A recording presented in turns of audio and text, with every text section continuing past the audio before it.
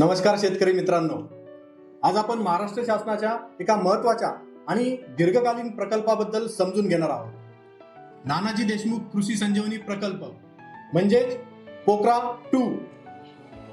हा प्रकल्प महाराष्ट्र शासन आणि जागतिक बँक यांच्या संयुक्त सहभागामधून राबवण्यात येत आहे.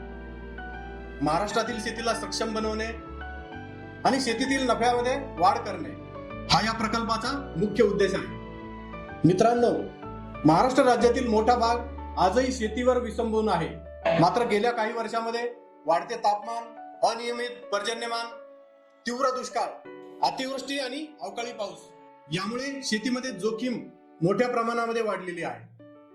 आणि याच पार्श्वभूमीवर शेती अधिक टिकाऊ आणि नफा देणारी होण्यासाठी महाराष्ट्र शासनाने पोकरा 2.0 हा प्रकल्प आता सुरू केलेला आहे.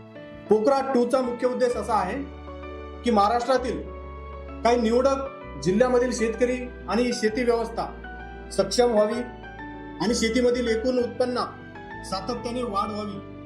हा जो काही प्रकल्प आहे, हा प्रकल्प 2025-26 ते 2030 ते 31 पर्यंत या 6 वर्षाच्या कालावधीत महाराष्ट्रामध्ये राबवण्यात येत असून या प्रकल्पाची जी व्याप्ती आहे खूप मोठ्या प्रमाणामध्ये आहे.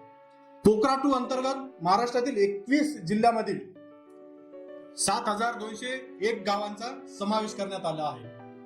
आता आपण बघूयात की या पोकरा 2 मधून एफपीसी आणि एफपीओ यांच्यासाठी काय संधी आहे.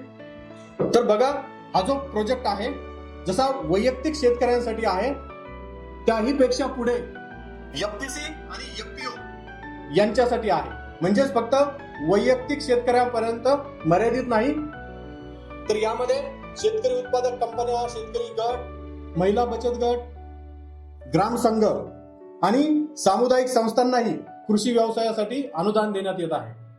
मग हे जे अनुदान आहे 60% पर्यंत तुम्हाला मिळणार आहे. विशेषतः एफपीओ आणि एफपीसी साठी गोदाम उभारणी, प्राथमिक प्रक्रिया उद्योग, कृषी अवजारे बँक आणि कृषी पूरक उद्योगांना यामध्ये आर्थिक मदत मिळणार आहे. म्हणजेच जर तुमची एफपीसी ही ऍग्रिगेशन, ट्रेडिंग किंवा प्रोसेसिंग किंवा सर्व्हिस बेस्ड बिझनेस मॉडेलमध्ये काम करत असेल तर पोकरा 2 त्याच्या पायाभूत सुविधा मजबूत करण्यासाठी काम करेल. हा जो पोकरा 2.0 प्रकल्प आहे याची अंमलबजावणी राज्य, जिल्हा आणि गाव पातळीवर रचनात्मक पद्धतीने केली जात आहे. राज्य स्तरावर मुख्य सचिवांच्या अध्यक्षतेखाली सुकाणू समिती काम करते आहे आणि जिल्हा स्तरावर जिल्हाधिकाऱ्यांच्या अध्यक्षतेखाली समन्वय समिती काम करते आहे आणि तसेच गाव स्तरावर ग्राम कृषी विकास समिती काम करते आहे.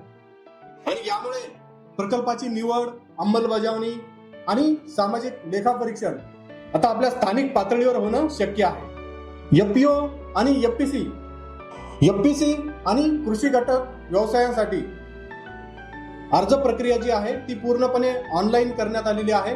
म्हणजे आता तुम्हाला कुठेही जाण्याची आवश्यकता नाहीये. सर्व जी काही प्रोसेस आहे ती टोटली डिजिटल करण्यात आलेली आहे. आणि या पोकरा 2.0 मध्ये पारदर्शकता आणि ट्रॅकिंग यावरही विशेष भर देण्यात आलेला आहे. मग आता जर तुमच्याकडे स्पष्ट बिझनेस मॉडेल असेल जसे की ऍग्रिगेशन, सर्व्हिस बेस्ड इन्कम किंवा प्रोसेसिंग आणि सोबतच पोकरा मधील जे सबसिडी आहे या मॉडेलशी जर जोडलं गेलं तर तुमच्यासाठी पोकरा 2 एक गेम चेंजर ठरणार आहे.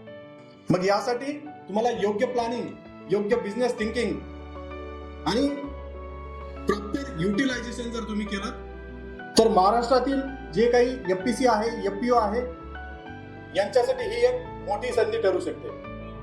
तर आता आवश्यकता आहे की तुम्हाला ऍक्शन घेण्याची, योग्य बिझनेस प्लॅनिंग करण्याची, योग्य बिझनेस मॉडेल सिलेक्ट करून पोकरा 2.0 चा बेनिफिट घेण्याची. पोकरा 2.0 वर आपण एक व्हिडिओ सिरीज घेऊन येतो आहोत. मग यामध्ये आपण वेगवेगळे व्हिडिओ बनवत आहोत, जसं की या योजनेचा लाभ कोण कोण घेऊ शकतो, काय काय टर्म्स कंडिशन्स आहेत, आपण या पोकरा 2 अंतर्गत कोणते कोणते बिझनेस सुरू करू शकतो आणि एकूणच पोकरा 2.0 चा फायदा आपल्याला कशा पद्धतीने घ्यायचा आहे. मग याचे सुरुवातपासून ते शेवटपर्यंत म्हणजे अनुदान मिळेपर्यंत काय प्रोसेस राहणार आहे या सर्वाबद्दल आपण एक एक करून व्हिडिओ घेऊन येत आहोत. त्यामुळे आता चॅनलला सबस्क्राईब करा आणि हा व्हिडिओ जर आपल्याला आवडला असेल तर तुमच्या शेतकरी मित्रांसोबत नक्की शेअर करा. ही टॅक्सवाला इथे आम्ही ऍग्री बिझनेस साठी कन्सल्टन्सी प्रोव्हाइड करतो, जसे की business registration, audit and compliances, agri business funding, subsidy आणि बिझनेस ग्रोथ या सर्वांमध्ये आमची टीम ही टॅक्सवाला तुमची मदत करणार आहे. आणि सोबतच या पोकरा स्कीमचा बेनिफिट कशा पद्धतीने घ्यायचा आहे यामध्ये आपण कन्सल्टन्सी प्रोव्हाइड करतो आहोत. मग तुमचा जिल्हा कुठेही असेल, पूर्ण महाराष्ट्रामध्ये आम्ही ही सर्व्हिस प्रोव्हाइड करतो आहे. धन्यवाद. लवकरच भेटूया पुढच्या व्हिडिओमध्ये.